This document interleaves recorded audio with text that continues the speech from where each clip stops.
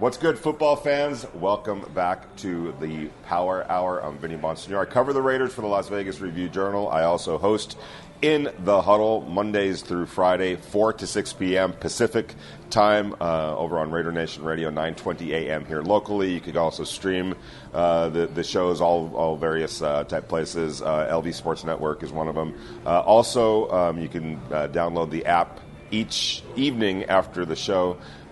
Wherever you listen to your podcasts, go for it.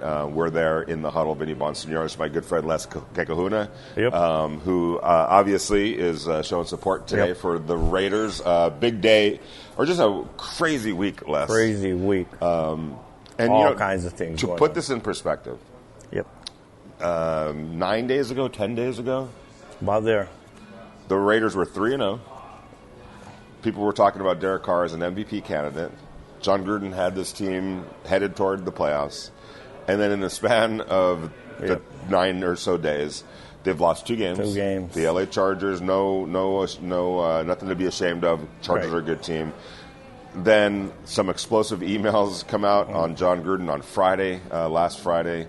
I thought that kind of took some focus away in the loss of the Chicago Bears. The Raiders just didn't look like themselves in the Chicago Bears game.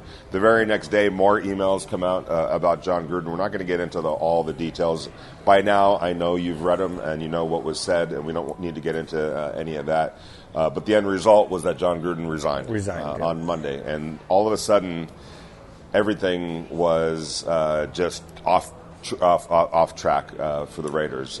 They've had to quickly get things together. Rick Bisaccia is the new interim head coach. It allows Gus Bradley to just be the head coach of the defense. Greg Olson, head coach of the offense. So things kind of stay stabilized in that regard. But they've got a big game, Les, against the Denver Broncos on Sunday with divisional game. And coming off a 2-game losing streak. Right. With all of this stuff hanging over their head, but to put everything in perspective for the viewers and then Les as well, if the season were to end today, they'd be 3-2, and the Raiders would be in the playoffs. They would be. They would be. So in spite of everything that's going on, they're still in the playoffs. They're right there. So, and I say that because talking to players this week, talking to coaches, Les, the message that was, and I want to get your thoughts on that, was, look, worked too hard, put too much into this for this to be what sabotages our season. Everything is still in front of the Raiders. All their goals, all their objectives are within reach. They can't let this be the reason this season goes south. And it starts on Sunday against the Denver Broncos. They got to respond, get back on the right track. And if they do, it's not as bad as it all looks now. If they get a win, they'll be all right. And the thing about it is they're both coming off of a 2-game losing streak, right? Right. Think about it. The Denver Broncos lost the last 2. The Raiders lost the last 2. It's always tough to play in Denver. I don't care how good of a team that people think they have. They're always tough to don't have. It's tough to play in Denver. It really is. It's really hard. But you know what? Like you had mentioned about the emails, and that could have been a problem, but the truth is, honestly, Vinny, they were struggling stopping the run, and they were struggling running the ball, and it was the same problem again when they played the Bears. Yeah, and none of that goes away. I think the run defense, nothing to do with the email. Not at all. Exactly. I think the run defense, there's some things that they could do schematically. I think to get that better. Right. As far as their own run game, which has been abysmal, really, to be honest with you, so far this year, I think they're among the worst running teams in the NFL by amount of yards, by yards per carry. It's not good, and to me, it's all related to just the offensive line. Unless we've talked about this, it was going to be a rebuilt offensive line to begin with, and so there was going to be a learning curve. There was going to be a process of development. But then when you lose Richie Incognito and you lose Denzel Good, to start the season, right at the start of the season, it was just too big of a blow to handle, and it was going to take time to overcome that. We saw some tinkering. Leatherwood moved to right guard. Brandon Parker moved to right inserted into right tackle. I thought they did. There were some good moments. Yeah, but it takes time. It's tough because Leatherwood played tackle pretty much his whole life. Well, he played. He did start at right guard 1 year. I mean, but 1 year, but for the most part, his whole life he's played tackle. Exactly. It's a hard transition. Too. Yeah, it's a hard transition to make from tackle to guard. So I was thinking about it on a short week. By the way. on a short week, and like we talked about on the last show, I believe. We talked about how he was possibly going to move into guard. Yeah. Like now honestly, now you have two holes because now you're teaching him to do something new, right? So he's still, it's like another problem. And then you put a right tackle, a fresh tackle in there. So now you have two holes. You should have just left him there, I think, because you obviously know he's a good right tackle, right? Right? He's pretty good, right? He's good against the run. I think he's ranked pretty high against the run. His pass blocking needs some definitely work. Needs work. But then his run blocking, he's ranked really high. So leave him there. But I think the issue is this. Yeah. The guy who was playing right guard, okay, it was just not working out. So it wasn't necessarily because they felt like Leatherwood was not getting the job done or wouldn't be able to get the job done at right tackle eventually. They felt like they needed to get that right guard solidified. Right. And they felt like Parker, at this point in his career, gives them pretty much what they were getting from Leatherwood. Yeah. Leatherwood gives them more than they were getting at right guard. And we've talked about this, Les. The Raiders' run game, they like to run to the right. Yeah. And they need to get that. They feel like Parker and Leatherwood will help get that solidified a little bit with their power and with their athletic ability. But I think at this point, it's just this is the plan. Stick with it.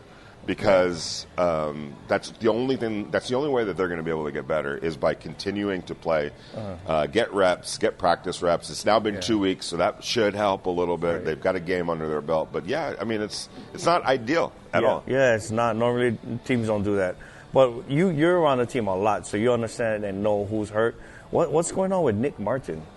Well, I know. Is he hurt? No, he's just. Man, he's a beast, man. I've got to watch him. I remember him from Notre Dame. Yeah. And he's also the little brother of Zach Martin, right? Not little, but younger brother. So the guy probably learns from one of the best, right? Zach Martin. He came from a great program like Notre Dame, and I don't understand. I watched him film, and I'm never gonna call nobody bad or horrible or junk. Never. Not an NFL player, but. I think, man, there's something to think about. I watched some tape. Yeah, by putting Nick in and at center because, everything starts, I think, inside out too. Yeah. Especially on run. Right. And there's no push, man. I've watched some tape, and I think James is kind of struggling at that position. There's no question. Yeah. And then the other part of it is chance. The other part of it is, and it might come to that. I think coming into last week. Making the moves that they made, it would have been too much. It was already enough. Yeah. With a new right tackle and a new right guard. To also then replace your center at the same time might have been a little bit too much to bite off at that point. But I wouldn't rule it out. Yeah, because Nick Martin, he's been in the league for 5 years. He started close to 70 games in his career. So it's not like he's some rookie. On a playoff team. Right, on a playoff team. And I think he's great, man. I've gotten to watch Nick, and by not this year, obviously, because he doesn't play. But I think, because they're struggling at their center position, brother. Yeah. And I watched the film, and inside they get no push. The backups, obviously they have, 3 backups starting on offensive line, round 2 or 3. Young, 3, too. Parker, Simpson, now Leatherwood moving to guard. Yeah. They're not playing violent, brother. They're not. Up front, those 3rd and 1s, and they got to get it, man. They I think... Well, let's talk about those 3rd and 1s. Yeah. Because here's 4th and 1, too, 4th and 1, 3rd and 1. Yeah, they got to get those. Here's something that I think moving forward to keep an eye on. John Gruden was an excellent football coach. There's no question about it. But one of his, flaws, if you want to call it that, he was very stubborn. Okay. And when it came to those 3rd and 1 situations and those 4th and 1 situations, he was hell-bent on getting it through the run game. Right. And it became a point this year because if you look at them statistically, they're not good on 3rd downs. They're not good on 4th downs. It really has hurt them the last couple of games. But if you watch the play calling, it's like, okay, it's not working. Right. Try something different. And I think that with Greg Olson now, the offensive coordinator, and Derek Carr is going to have a lot of leeway in it. Yeah. I think in those situations, I think you might see a little bit more passing on a 3rd and 1 type of a thing. Yeah, but then, it kind of makes me feel this way, which is last year watching the Pittsburgh Steelers. Yeah. Right? Yeah. They went 11-0 until they started realizing they can't run the ball. Right. And they're throwing these little arrow routes and these little dig routes, and that's kind of like the substitute for running the ball. And once they catch on to that, then they went on a 6-game losing streak. Right. You know what I mean? That's what it seems like it's happening. That's why these last 2 games, it seems like they realize, these guys can't run the ball. Let's try to take away these like Hunter Renfrow, right? Yeah. All these kind of short hitches and digs and arrows. and they're done. You know what I mean? They're done, and that's what's hurting them. Which brings me to Marcus Mariota. Right. Okay, Marcus Mariota. We've seen Marcus Mariota play one play. And it was like a 30, 40-yard run, right? On a third and one. On 3rd and 1, yeah. That was part of the Raiders' plan for Marcus Mariota this year, was to get him involved, have a package ready for him on those type of situations. Because what can Marcus Mariota do that Derek Carr can't? Run. And we saw on that one play that Marcus Mariota was out there this year, how much he can bring to the table. It was a nice 31-yard run on 3rd and 1. Yes. Unfortunately, it was that play. It was on that play, right? Yeah, because normally he's gone, right? You know what I mean? But he got caught. Right? His leg got hurt on that play. He re-injured a calf injury. Right. So he's been on injury reserve ever since. Right. But he started practicing again this week. I don't know yet what his status is going to be for Sunday, but I'll tell you this: with an offensive line that's struggling, with the Raiders, just not being able to convert those 3rd and short situations, Marcus Mariota can help in that regard. He could, he definitely. You've always been skeptical of that. But you're right. He could, because now the defense has to account for all that extra stuff that he can do. But yeah, I just think that they should put Leatherwood back to tackle, man, and somehow implement Nick Martin. And if they feel like James, maybe, sometimes a center can move the guard, but just fill the hole where there's a hole, not fill the hole and create 2 holes now. Let me ask you this. I think what they're searching for is a little bit of stability. Yeah. I don't expect them to move Leatherwood back. I think long range he's still a tackle. Yes. But I think right now they don't want to keep moving him back and forth because he is a rookie. No, it's tough. He's just now getting back, figuring out a guard. Do you move him back to tackle at this point? Well, he's only played one. I would have never moved him in the first place. Sure. But now let him get comfortable where he's going to be. You know what I mean? Like, now let's just concentrate on what's our problem, the guard. And the center, I'm telling you, I watched the film. Okay, so obviously that's not working, and maybe center sometimes can play guard, right? They do that, right? Nick Martin. They move him around, but move Nick Martin into center, man. I'm telling you, he's solid, man. That guy's solid. Well, maybe that'll happen. I think they're going to give it one more go in Denver on Sunday to see because if I had a nickel for every time I've heard this, the last 2 weeks, we're trying to find the right 5-man combination, which means they haven't yet found the right five-man combination.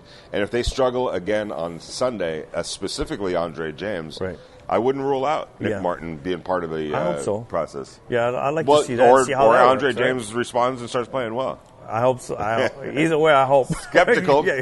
So I could tell, which rightfully so. He hasn't gotten the job done. He hasn't, man. I've watched him, man. He's probably good. I'm not going to say he's an NFL starter, but it's just I've seen Nick play before. I know what he brings, and maybe that's the problem. Inside out, you know what I mean? Like, work from inside out. Like, and not only just their inability to get push. Yeah, no push. They're getting pushed back. Yes. Is the communication aspect of it. Yeah. Les knows as well as anybody the center is the quarterback of the offensive line. He calls all the checks and everything up front. Yeah. And I think there's been some miscommunication on that. I think it's pretty obvious. Yeah. We've seen a few times where people are running free at Derek Carr. But not to make excuses, again, that's where Richie Incognito would have played a role. He sees that stuff. He understands it. There's nothing that he hasn't seen. He knows, and he would have been the guy that was helping Andre, work through that. Now, to Les's point, I don't think there is any issue with Nick Martin in that regard. He's shown over a 5-year career or so. This is a guy who signed a $33 million contract. To come over. I don't know what's going on. I mean, with the Texans, yes. But now he's coming over. He's come over. Like, man, I don't know. Maybe I'm not at the practice every day. I'm not in the film room. I don't know.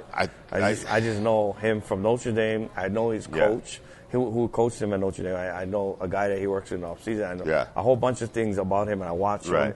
This guy can play ball, man. Yeah, and he's Zach Martin's brother. I'm sure he can play. A lot of my readers over at the Review Journal have asked, what's up with Nick Martin? And I don't really I mean, they're just, for now, sticking with Andre James. So they're ranked 26, the offensive line, as far as, they're ranked 26. There's only 32 teams. Those injuries really kind of killed them. That absolutely, but then they have a good guy right behind that.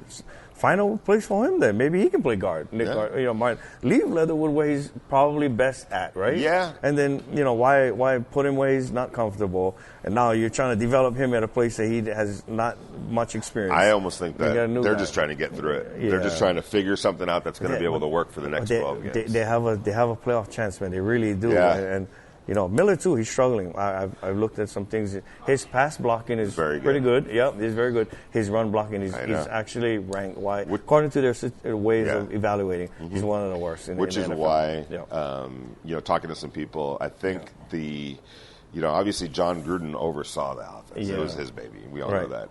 And right on down to the play calling. I think that Greg Olsen and Derek Carr have a really good relationship. It goes back further than just the last 3 years. Greg Olsen was on the staff when the Raiders drafted Derek in 2014. So there's a lot of comfort level, familiarity, chemistry, all that. Yeah. I do believe that Derek Carr is going to have more freedom in this offense now with Greg Olsen. It's going to be more of a collaborative effort. And so where John was more run to set up the pass, no, but you might start seeing some pass to set up the run. Just even if you got to throw the ball, this is what I was told.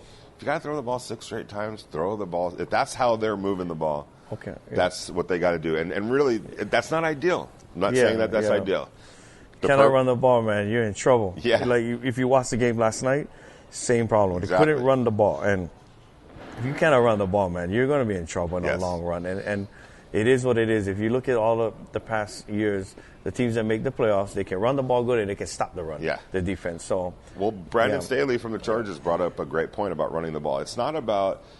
People make the mistake you have to run the ball to be able to run play-action pass. Statistically, you don't have to do that. If you're a good play-action pass team, you're going to be a good play-action pass team. And the run game statistically doesn't necessarily play into that. Where it does play in is establishing a level of physicality that you're beating up the opposing defense. You're pushing them around. You're exerting your physicality on them. And at some point, they have to respect that and they have to honor that. If they're not doing that, if it's in reverse, which is happening to the Raiders right now, where the defenses are exerting their physicality on the Raiders' offense, then it just flips, and you don't want that. You want to control the physical aspect of it. But defensive players, they're taught stop the run, defend the pass. Right. So a defensive lineman, when he fires out, his first thing is to check run. Yeah. And then, not run now, transition to pass rush.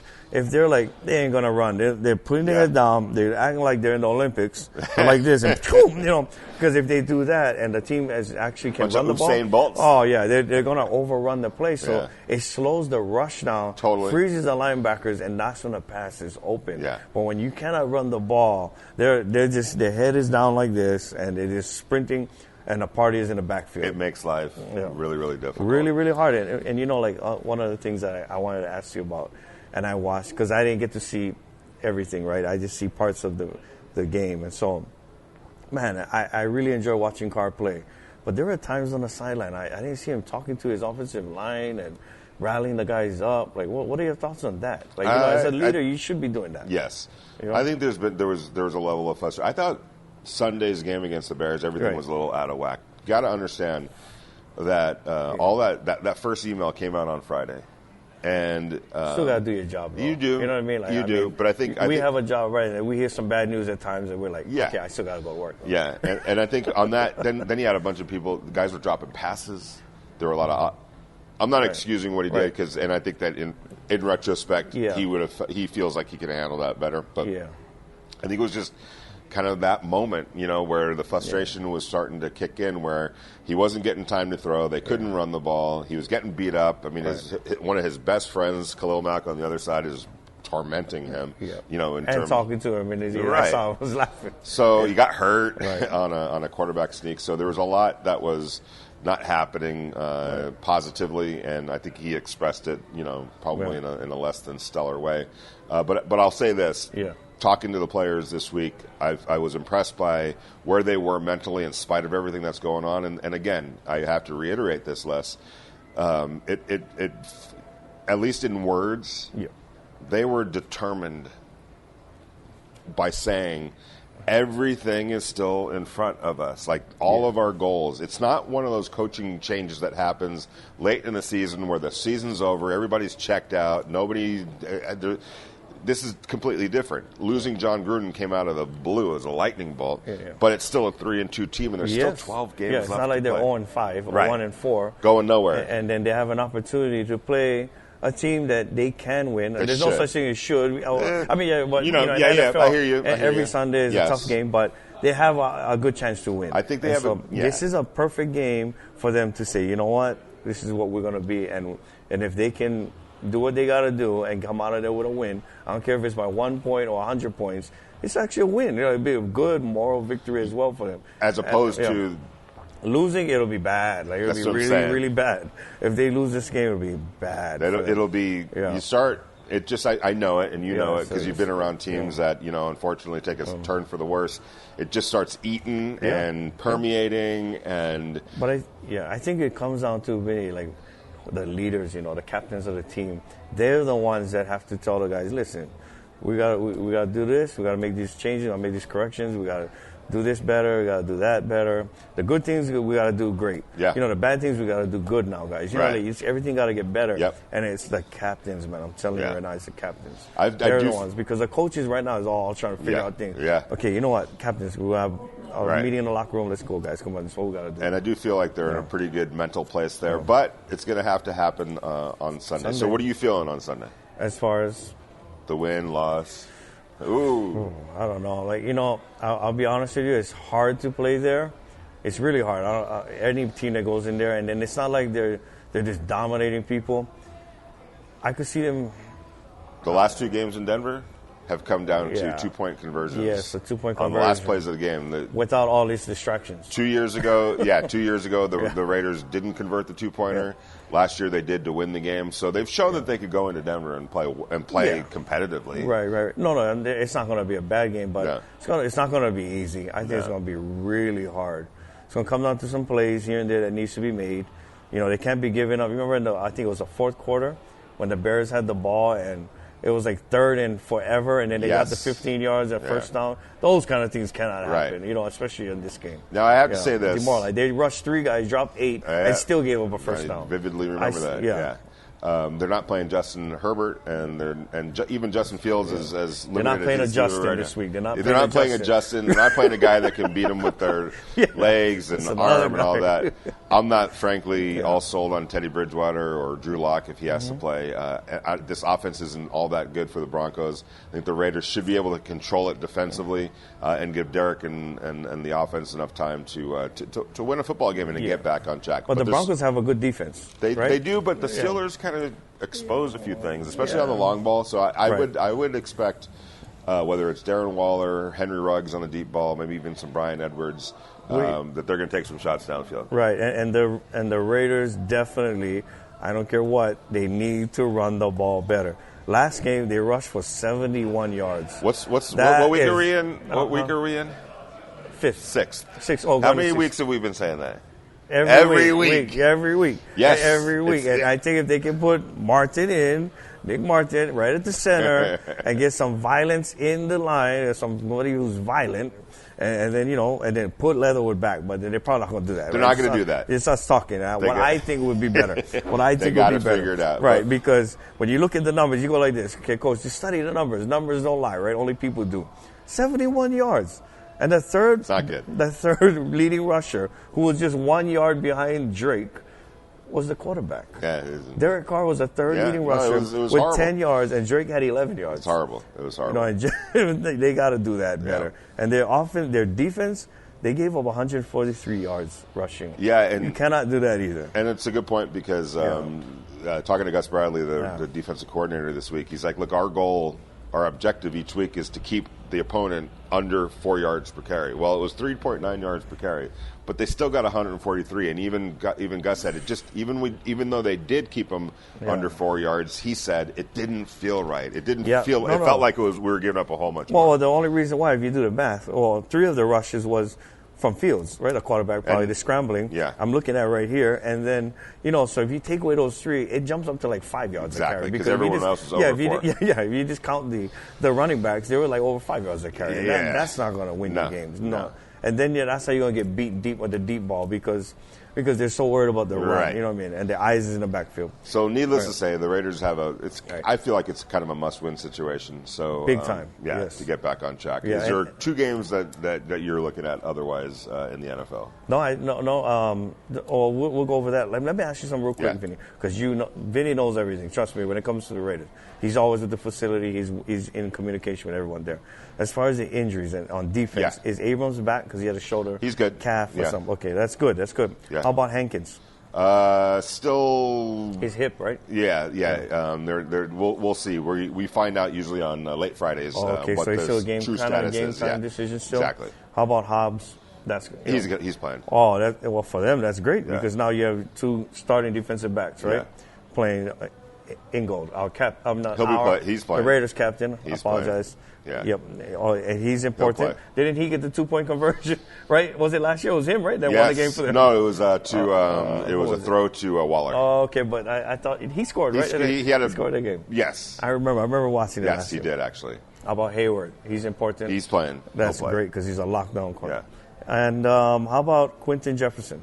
I expect him to play. Yes. That's great. Okay, Nassib. I think he plays. Yes. That's great too. His ribs. Ngakoue. He's playing. Knee. No, he's playing. Great. Okay. Perriman. Yeah, he's playing. Right? Yeah, he's playing. Linebacker. He's good because he's one of the captains. I'd be surprised if any of these guys did not play. Okay. Waller. He's playing.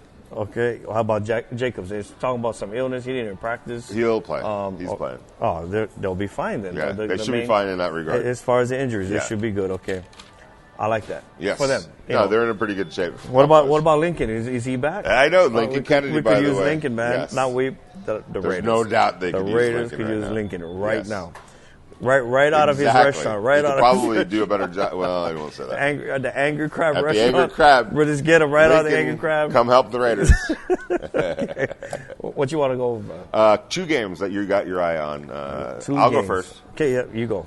The Chargers going to Baltimore. That's going to be a good one. It's going to be a good one, and if the Chargers can go all the way across the country and beat a good team, these are typically the games that the Chargers shoot themselves in the foot. Right. If they pass this test, you got to really start looking at the Chargers as legit. And then my other game, because their only 1 losses against the Cowboys, and the Cowboys are really are very good. Yeah, it was a tight game. Yes. Right. And my other game is the Cardinals going to Cleveland. Ooh, that's going to be another good one. I just think the Cardinals are really good.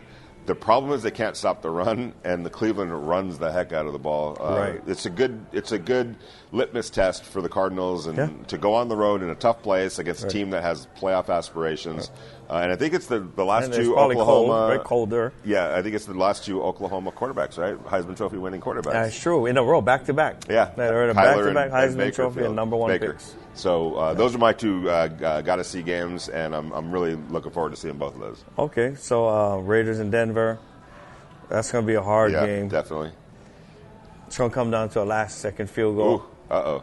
Raiders got a really good kicker. Yes, Daniel Carlson, one of the best. I could see Carlson making a 54, 56 whatever the Raiders got to do, I think that they would take. However they could get on that airplane with a win. But a loss, boy, I'll tell you what, it'll be trouble.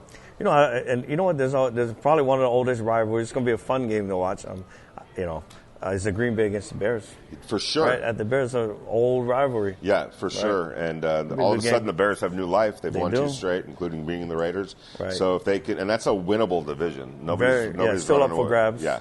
So if they can, and for a young quarterback like Fields to be able to build momentum, it only helps. I hope. No, I don't want to hope. There's no such thing as hope. I could see the Bears winning. You got a good defense, and they're at home. Rivalry game. Could be a signature win for Fields. I have 2 words, Aaron Rodgers. But true. Anyway, that is true. He is really, I was thinking about that the whole time my mouth was open. Yeah, I saw it in his head, Aaron Rodgers. The Monday night game will be good. The Bills versus Titans. Very good, and it'll be an interesting game. It's a chance for the Titans. They've been struggling trying to find their identity. I think the Buffalo Bills are they and the Chargers right now are the best teams in the AFC. But it's so early, and teams are still trying to find their identity. This is a moment, I think, for the Tennessee Titans at home. If they can win, all of a sudden, okay, things are okay. We're not as bad as because they've had some weird losses and weird games, but we've seen it before. It can turn on a dime. Oh yeah.